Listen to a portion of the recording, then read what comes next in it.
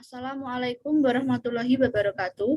Perkenalkan, kami dari kelompok 35, nama saya Amalia Uswatun Hasanah, NIM 097, dan teman saya Muhammad Farhan Adi Pratama, NIM 092. Kami akan mempresentasikan materi tentang modul 3. Pertama-tama, materi akan dijelaskan oleh teman saya, yaitu Muhammad Farhan Adi Pratama. Saya akan menjelaskan tentang web statis. Teman-teman saya datang screen dulu terlebih dahulu. Nah, web statis. Pengertian web statis adalah web statis atau static website adalah sebuah website yang kontennya statis atau tidak berubah. Fungsi web statis adalah biasanya web statis digunakan untuk website perusahaan yang hanya perlu memberikan informasi-informasi dasar seperti alamat, kontak, dan sejarah perusahaan. Terus kelebihan website statis itu ada 3. Yang pertama adalah tidak perlu keahlian programan untuk membuat halaman statis.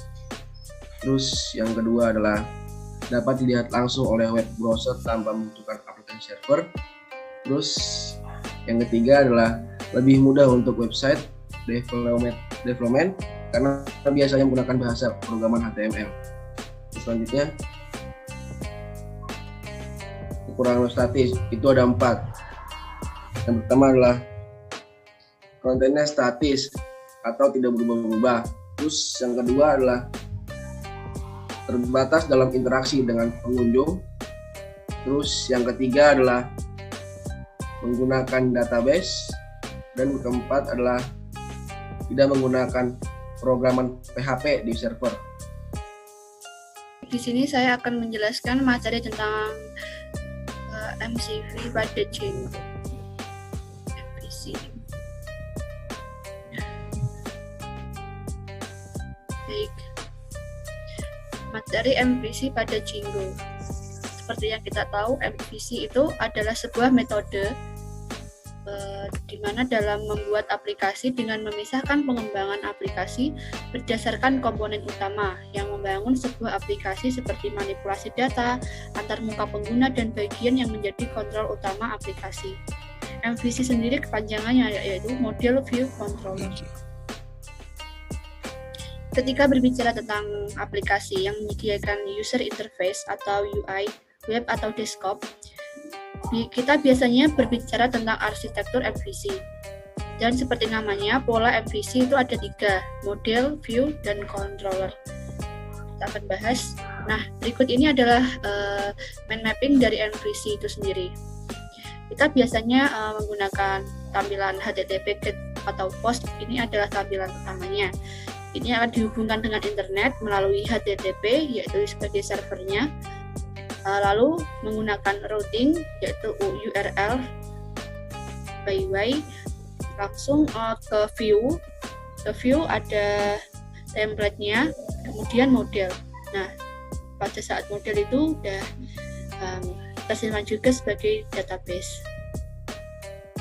Selanjutnya, user akan melakukan request ke server, kemudian user akan mengakses file URL spyway dalam Django, yang kemudian URL tersebut akan mengarahkan pattern yang sesuai di request oleh si user ke dalam view. Kemudian view memproses apakah pattern yang di request membutuhkan database atau tidak. Jadi ini merupakan kayak sepenuhnya berada di tangan oleh yang pembuatnya. Jika membutuhkan database, ia akan memproses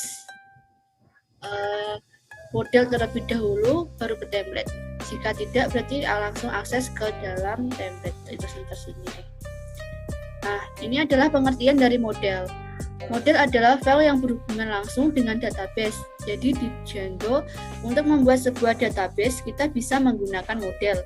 Lalu si modelnya yang membuat tabel dan query, kemudian database berubah SQL maupun SQL. Seperti gambar tadi ya, itu adalah model, itu merupakan hasil yang berhubungan dengan database. Kemudian view. View adalah file yang menghubungkan antara template. Nah, kalau di framework itu adalah tempat kerja ya, merupakan lembar kerja yang akan terlihat. Vue sebagai HTML, tapi kalau di Django sebagai penghubung. Nah, ini adalah bedanya Django di HTML yang lain. Nah, template itu sendiri pengertiannya adalah file yang berisi HTML yang akan dilihat di sisi browser atau di sisi klien. Template merupakan kayak sebagai tempat untuk meletakkan kayak misalnya artikel-artikelnya. Nah, itu tadi adalah presentasi materi dari kelompok kami. Selanjutnya yaitu tentang web program kami. Ini merupakan CMD dari program kami, yaitu dengan melakukan run server, kita akan menemukan HTTP dari web kita, kemudian kita langsung runningkan saja ke aplikasi Google ya. Kita di sini ada halaman utama yang seperti saya sudah jelaskan.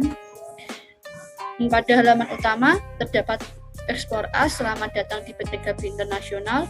Pada bagian bawah terdapat footer yang terdiri dari copyright nama kelompok kita.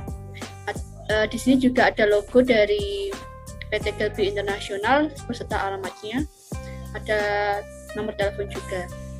Nah, di dalam halaman utama terdapat Explore Us yang apabila kita klik, di sini akan muncul informasi yang sangat penting ya tentang PT Gabi Internasional. Yang pertama yaitu produk terbaru yang nantinya akan diupdate dari si pembuat dari web ini. Terus kemudian yaitu ada PT Gabi Internasional, itu kayak definisi-definisi umumnya. Nah, pada aplikasi web ini terdapat 3 menu dari kami. Yang pertama yaitu beranda yang berisi halaman utama, kemudian produk. Nah, di dalam produk ini berisi dari daftar harga dan juga daftar produk. Nah, di sini ada 2 data. Lalu kalau tombol hubungi ini akan terkontak dengan kontak us, di mana fungsi dari kontak us ini yaitu untuk mengisikan kritik dan saran dari para pengguna terutamanya kepada PT Gabi Internasional. Nah, di sini kita akan menuliskan nama, misal nomor, terus emailnya. Nah, kritik sarannya, misal. Terus kalau nggak jadi kita bisa hapus. Nah, kalau udah dihapus semuanya akan hilang. Kalau mau mengirimnya kita tinggal kirim, nanti akan terkirim pada email dari PT Gabi Internasional. Nah, pada halaman produk ini ada daftar produk ya dari PT Gabi Internasional.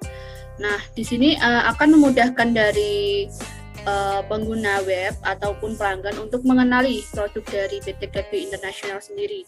Nah, fungsi dari halaman produk ini tentu saja untuk mempromosikan dan melihat detail dari produk perusahaan kepada para pelanggannya. Nah, selanjutnya itu daftar harga. Nah, untuk melihat jika suatu transaksi ingin melihat ya ini harganya berapa sih gitu. Nah, fungsi dari halaman daftar harga ini adalah untuk itu teman-teman. Nah, pada tabel ini berisikan daftar produk yang diproduksi dari PT Gabi Internasional beserta harganya. Nah, jadi setiap kita ingin melakukan suatu transaksi atau ingin membeli sesuatu, pasti kan kita mengecek dulu. Nah, fungsi dari daftar harga ini adalah untuk itu. Nah, ini ada 10 produk dan beserta harganya bisa dilihat. Nah, jadi kalau kita ingin memesan, jadi kita tinggal gitu aja, kayak melihat harganya gitu. Nah, di sini juga ada daftar produk yang seperti saya jelaskan tadi. Nah, ini bisa kita geser ke bawah dan bisa juga kita geser ke samping. Nah, itu dia teman-teman web dari kelompok 35 PT Gabi Internasional. Sekian penjelasan kelompok dari kami. Kurang lebihnya mohon maaf. Billahi taufik wal hidayah. Wassalamualaikum warahmatullahi wabarakatuh.